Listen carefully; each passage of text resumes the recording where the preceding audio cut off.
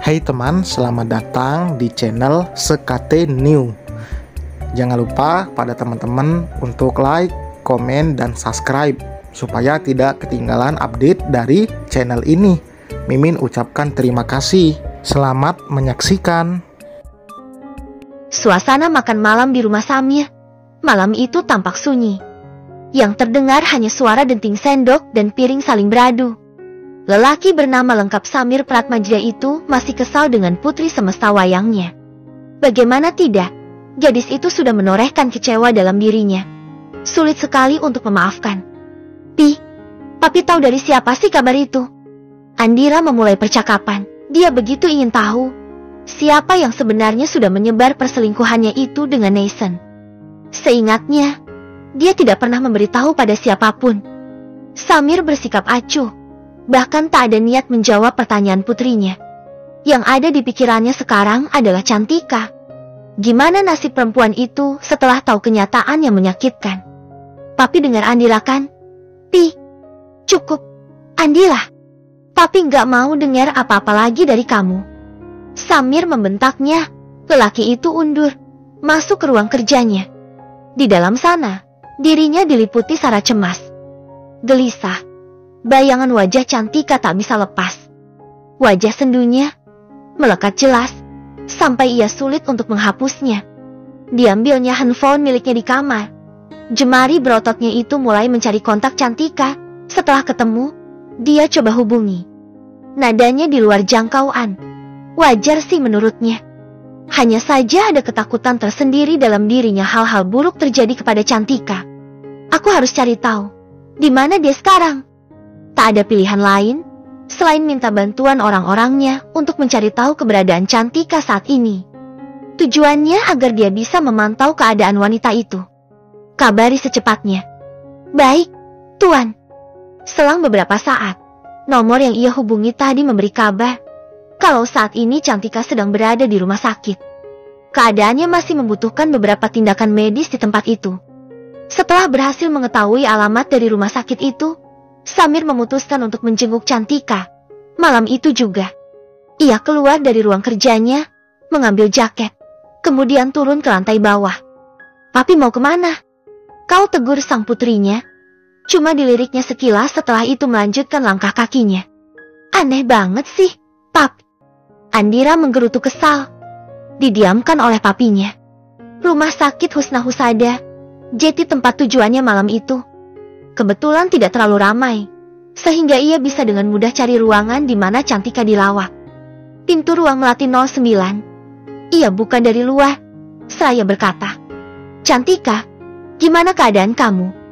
Kedatangannya sudah pasti buat wanita itu terkejut. Cantika mengingatnya dengan jelas tidak ada satupun orang yang tahu keberadaannya di tempat itu. Dan sekarang, dia melihat Samir berdiri di dekatnya. Om Samir, balasnya. Pelan. Nyaris tak terdengar di telinga Samir. Kenapa kamu ada di sini? Apa yang terjadi? Samir menarik kursi di sebelahnya.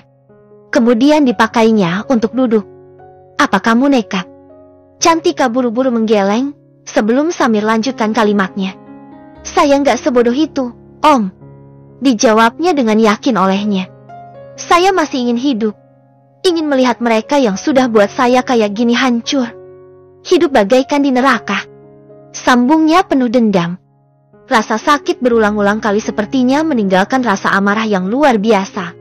Hingga menyemangati dirinya untuk tetap bertahan. Om seneng dengernya. Sahut Samir, tersenyum lega. Dari mana Om tahu kalau Tika di sini? Tanya Cantika. Jujur ia merasa was-was keberadaannya diketahui oleh orang lain. Apalagi orang itu sangat dekat dengan mereka. Pengkhianat yang sudah hancurkan hidupnya. Samir menyeringai kecil, sambil menatapnya tak biasa. Jangankan untuk mencarimu, Tika, jeti pengobat peri buat kamu pun Om gak keberatan kok. Entah mengapa, dia merasa sungkan setelah mengucapkan kalimat barusan.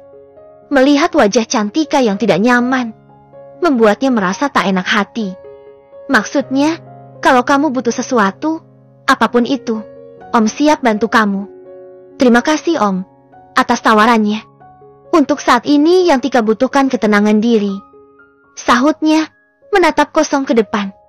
Om tahu kok, tapi kamu jangan pernah berpikir sendirian menghadapi masalah ini. Ditatapnya lekat wajahnya oleh Samir, membuat ia salah tingkah. Om akan selalu ada buat kamu.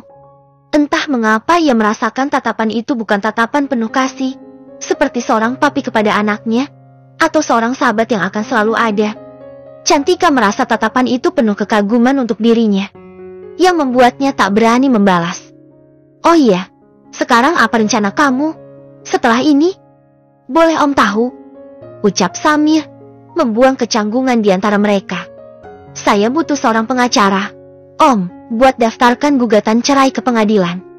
Jawab Cantika mantap. Keputusan ia ambil dengan beberapa pertimbangan. Biarlah dia rahasiakan kehamilannya ini dari Nathan. Toh waktu itu dia belum sempat kasih tahu ke suaminya kabar kehamilannya dan membesarkan anak itu sendiri. Dibandingkan bertahan dengan laki-laki pengkhianat seperti suaminya. Kalau soal itu, kamu gak usah khawatir. Om akan carikan yang terbaik buat kamu. Tolong, sembunyikan semua ini dari mereka, karena saya gak akan menemui Nathan lagi, Om. Pintanya penuh harap. Kalau soal itu kamu gak usah khawatir, Om akan bantu kamu, sebisa mungkin. Terima kasih ya, Om. Setelah berbincang lamanya, Samir memutuskan untuk pamit. Sebelumnya ia berpesan kepada perawat yang menjaga Cantika agar memberitahu perkembangan wanita itu. Tak lupa ia tinggalkan sejumlah uang untuk ucapan terima kasih dan nomor HP-nya kalau ada kabar apapun dari Cantika. Itu semua dia lakukan karena masih ada rasa yang membekas yang tidak pernah ia ungkapkan saat masih bersama dulu. Sudah hampir larut malam. Cantika belum juga menunjukkan batang hidungnya ke apartemen. Padahal Nathan sudah menunggunya di ruang tamu. Kenapa belum juga diaktifkan sih? Apa yang terjadi? Beberapa saat kemudian, terdengar bel dari luar. Gegas ia mengeceknya karena yakin kalau yang datang itu istrinya. Kemana aja kamu? Pertanyaannya mengambang saat melihat Andira yang datang dan bukannya Cantika. Andira, sayang, gawat ini gawat.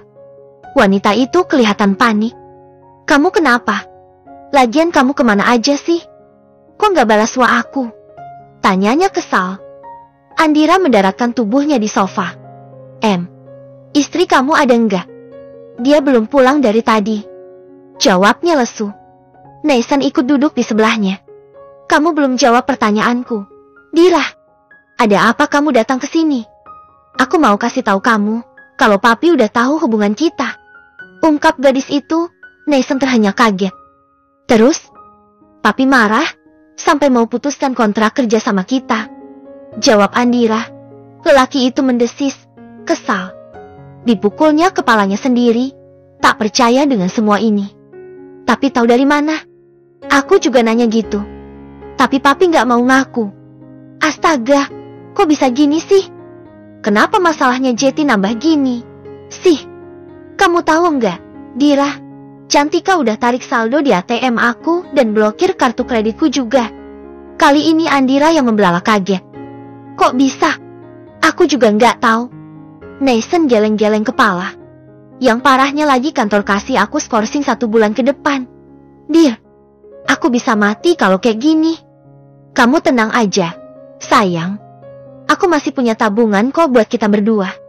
Lagian aku bisa minta lagi ke papi atau ambil uang kantor.